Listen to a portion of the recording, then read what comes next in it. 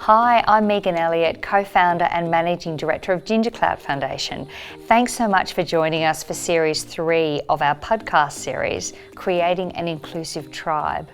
The aim of this third series is for you to share with us your stories of community, the barriers to inclusion and participation that you see, and how you're creating an inclusive tribe. Today we'll be asking some of our fantastic parents key questions that help us understand who you are, why inclusion matters to you personally, the barriers you see and what you've done to champion the inclusion of girls, boys and young adults with autism, Asperger's or other learning and perceptual disabilities. We want to hear about these things from your perspective as a parent. So Karen, hello, welcome. Hi Megan, thank you. Thank you for joining us today. And I guess to start, tell us a little bit about yourself and about your beautiful Claire. Well, about myself. So I am a full-time working mum to my beautiful Claire, who is a young adult of 14. And yeah, it's just her and I a majority of the time, and obviously she loves spending time with her dad every second weekend and through the week and on holidays, but it's very much her and I as a team at home. And what are some of your specific, family values that have really helped you on this journey that you and Claire are on? Tell us a little bit about that. Right. Well, I like to think of it, and I did ponder this question this afternoon a little bit more. The last few years, I've actually given myself a word for the year. And that word kind of guides my thoughts and my processes for that year. And because of COVID, I've given myself permission to carry last year's forward, and that one is kindness. Yeah. So, kindness to others, which we're all taught and we all like to think that we do really well. But more importantly for me this year was kindness to myself, because I'm sure a lot of people can resonate that, we're there for our children and who are caring for the carers, especially when we're working and looking after our children. So kindness to myself. So that's one big one.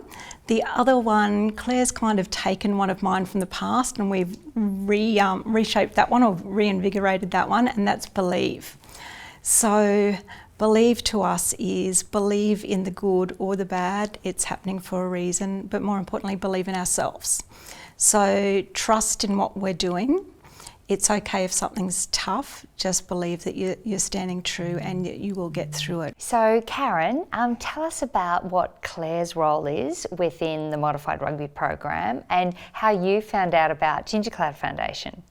Okay, well Claire's role is a player mentor, which she is extremely excited to own. We found out about GingerCloud. We were kind of shadowing, for want of a better word, probably over the last 5 or 6 years, and that was through a good friend of ours, Tara Klein, whose son is Rhett Klein, and I'm sure a lot of people know Rhett. So we went to games from time to time, and I was invited to fundraising events, and where I couldn't go to a fundraising event, I kind of connected with you on a little bit more of a like a professional kind of level. Yeah, a professional level. So, and that was fantastic because the company that I was working with at the time, I was on their foundation. So they had some great values as far as giving back to the community. So all because of that, we got to know each other a lot more, and included Claire from an early stage. So that was a couple of years ago where we were able to present a lovely check to GingerCloud. And it was absolutely amazing. Thank you. It was very exciting. It was great. It was an easy process to go through. And then last year, Kitty and James came to Claire's school, Mount Alvernia at Kedron. Oh, that's right. Yes.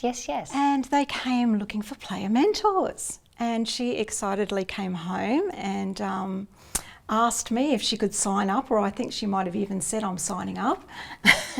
And that's where she's now become a player mentor because of that history that she had and that comfort and the familiarity that she had with GingerCloud and Modified Rugby. Oh, I'm so pleased. And one of the things that I love to see is people getting involved in the extended, GingerCloud Foundation family or tribe, whatever sort of you want to call it. But for us, that element of family is so important. Like, how important is community and, you know, friendship to you and your family? What does it really mean?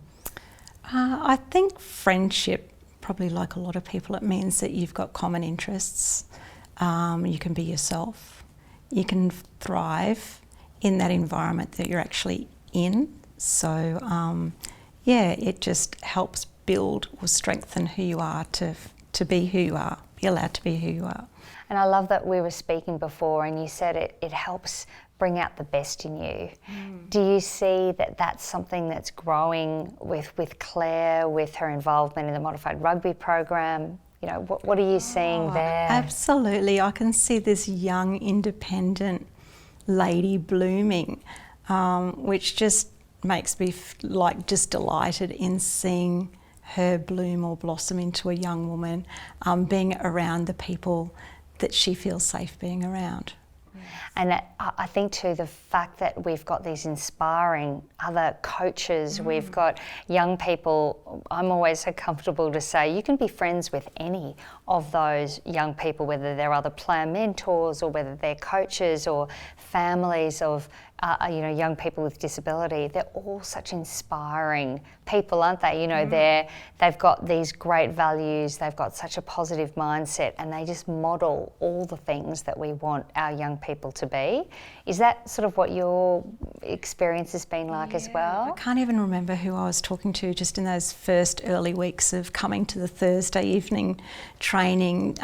It may have been to Kitty, saying this is the type of environment that I enjoy being around, because I know that it's an environment that Claire has great role models, and she's surrounded by those great role models.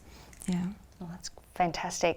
And what are some of the barriers that you've seen and experienced, or that you think Claire's experienced, to be included and to have participation? Like, what are some of the things that you've seen? Where do I start? It's really difficult, isn't it? And I always say, I don't know what I don't know. So what she experiences is my normal, but as a parent, you know that that's not normal. And then knowing where to go to check if that is normal, and then trying to work out if you're talking to the right person to help you validate that, and then go on to explore what can be to help her feel included. And the one thing that I love, I wish that more people would understand, is about an individual's own developmental pathway. You know, something we talk about all the time. That just because one person develops in one way at one time doesn't mean that another person will as well. And whilst it's, it's quite an NDIS kind of focused term, but person-centred really means that we honour what we can achieve and our young people can achieve when they can achieve it. Because I think sometimes we can get so caught up in comparison about, whether you've got a neurotypical child or you've got a child with specific needs, it doesn't matter. If you step into comparison all the time, I just don't think you ever feel happy. And if more people understood that if we set high expectations for our kids and modify things so that they can achieve them, our young people will rise to that occasion and they'll achieve that every time. Absolutely. But if we set a low expectation, they'll also achieve that every time. Yeah. And that's one of the frustrations I see as a parent. It's from an inclusion and participation perspective, it's just like, why do you assume instantly that we can't do, instead of let's work out, we probably can, we just have to modify things a bit. Absolutely. So that we can be involved. Is that the sort of thing that you've felt and experienced as well? Yeah, well, I can see that through Modified Rugby, you're putting the scaffolding around these children so they can participate, no matter what their level or ability. And it's such a great, channel to bring more of that inclusion across, or for our children across Queensland or even Australia, that we just look at what we do now and expand. And it might be just a few little tweaks, and all of a sudden they're included and they're thriving and they're belonging and they're contributing. And these children that are sometimes, I don't like to use the word boxed, as not being successful, you open the right little window in that box and here's this little butterfly that's out there, and people are just stunned at what they can do. So it's about that scaffolding and that support to modify what's out there. And I kind of think I think we can all relate to that we've all got our own different strengths and weaknesses, and having the right opportunity to grow those or nurture those, I think it's something we're all entitled to. I totally agree. And you know, as a mum, what are some of the things that you've felt yourself doing, maybe both in your personal life, but also in your professional life, that has really start to break down some of those barriers to inclusion? So, share with us some of those things. I have educated myself, and I think with that education for myself, I think everybody deserves to be educated in what these amazing children and young adults can do. So when we talk about what we did on the weekend at work, on a Monday morning, I'll talk about what we did on the weekend, and how great it is, and how it brings joy to our family, and letting them know that these kinds of vehicles are there for their children. And it's so good to share the successes. Rather, I'm so passionate about sharing with people, and we all are, that our children create so much value in the community. They contribute so much value in the community, and to change that conversation from being cost to contribution. It kind of in the olden days, probably even only in the previous generation, when you think about it, our young people were viewed as a cost, not as a huge value. Yes. But I think about all the things that our amazing player mentors and coaches have learned because they interact with our children. And they wouldn't be growing into the amazing young adults that they are without having that wonderful insight into, one, someone's life that's different from your own, but two, how what you do can really make a difference. You and I talk about all the time the power of the coffee conversation. Yeah. That's what it is. Yeah. It's about standing around the water fountain at work and going, Claire did an amazing thing over the weekend. Let me tell you what we did. This is an amazing experience. She went out with her friends, we had lunch, and sharing those experiences, other people go, wow, that's fantastic, and congratulations, and changing that whole dialogue to be such a positive, joyful one is something that I would love to see, and I love to hear all our parents talk that way as well, and stepping back from the assumption about the way life will be, or could be, or should be, even worse, to celebrating the way life is and what we can all, achieve together. Because I'm not sure if I've ever told you, but what GingerCloud means. You have. Have I told you? Tell me again. So it's all about that. That the first time that Max had enough language to ask for morning tea. So he was at a sort of a special school, and then went into school, a half day a week, and he was still pretty well non-verbal at that stage. But one day he came home and said, "Gingerbread man, apple juice." So he couldn't say it in a full sentence, but he knew that for morning tea he wanted a gingerbread man and an apple juice. And the lovely brand company that we were working with, Deus, said, that's where the ginger came from. It came from that. And what they said was that the way we looked at Max's future and that blue sky thinking, that it was every cloud was a milestone in Max's life. So his first big milestone, when we think about it, was the fact that he could ask for a gingerbread man at morning tea. So it became GingerCloud. So for us, that word in itself is a celebration of every milestone in our young people's lives, irrespective of how big or small, or that may seem insignificant to someone else, but from our family's perspective, was such a massive turning point in what we thought his life could be.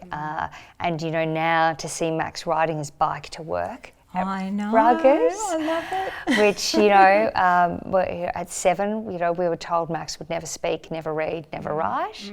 And now at nearly 18, to have that fact that he got his first paycheck a couple of weeks ago, and he said he wants to be a chef, and he's found something that makes him so happy. But in a community of people who truly care about him in a really deep, you know, in a really deep, meaningful way, that they just want to see him succeed. And that's why I love speaking to our parents, because that's what we all want, don't we? Oh, absolutely. You know, the worry is, what does the future look like? You know, where will our children be in 10 years' time? What else can we do to help support them be there? And you've said it before, the reason you've set it up again is, what's the future for Max beyond us being here as their parents? So it's critical, isn't it, that we invest this time, and not that we're investing, it's something that we do, I think, innately as parents, is we want to do the best by our children.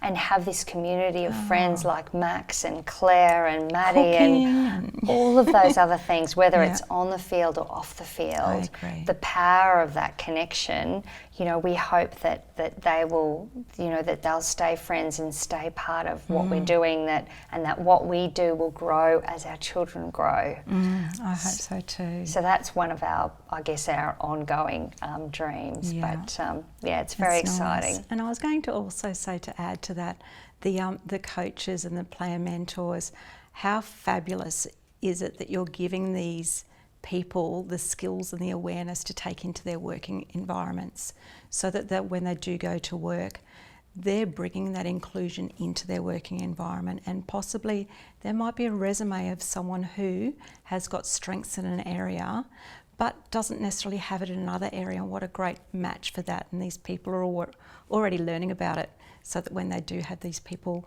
coming into the inclusive work environment, it's just a smooth transition. So it's beyond now, it's beyond our children that are participating, but it's also the player mentors and the leaders and the coaches that you're extending it beyond just one particular role.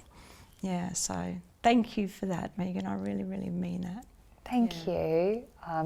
It's so lovely to speak with you and speak with the other, you know, parents that I've spoken with today. It's so special to have you all involved. So thank you for joining us today, and it's just so lovely to have you part of our community. So thank you. Thank I love you being again. part of it. Thanks, Megan. Well, we love having you. Yeah. Thank you.